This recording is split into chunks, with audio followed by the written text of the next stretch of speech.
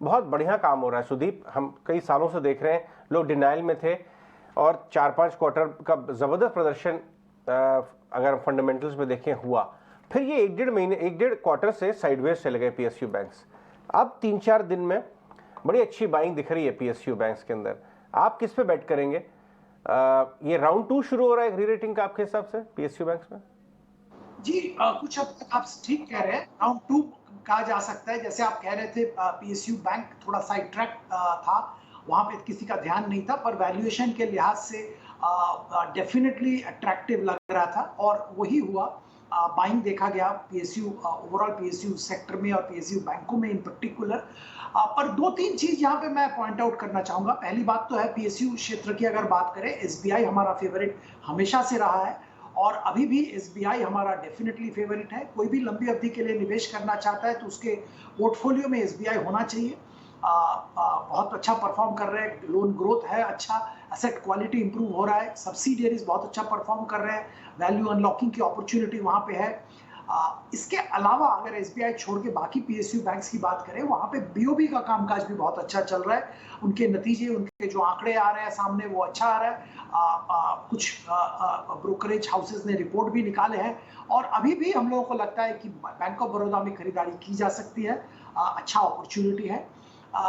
यहाँ पे एक चीज पे सिर्फ सतर्क रहना पड़ेगा कि आने वाले दिनों में आरबीआई ने हालांकि कहा है कि उसमें टाइम है, पर कहीं ना कहीं इंड एस जो अकाउंटिंग नॉर्म, वो अकाउंटिंग नॉर्म चेंज होगा, जो कि सारा बाकी लिस्टेड स्पेस के लिए एप्लीकेबल है, वो बैंकों के लिए भी कभी एप्लीकेबल होगा, जिसमें कि ईसीएल, एक्सपेक्टेड क्रेडिट लॉस, निकालना पड़ता है। तो एसेट क्वालिटी में ईसीएल निकाल के फिर प्रोविजन करना पड़ता है। हालांकि आरबीआई ने कहा है कि स्पेसिफिकली अभी इमीडिएटली लागू नहीं होगा, पर कभी ना कभी आने वाले दिनों में ये तो लागू होगा ही, क्योंकि ग्लोबली ये चल रहा है, इंडिया में भी बाकी सारे सेक्टर्स में, लिस्टेड स्पेस में ये आ गया है।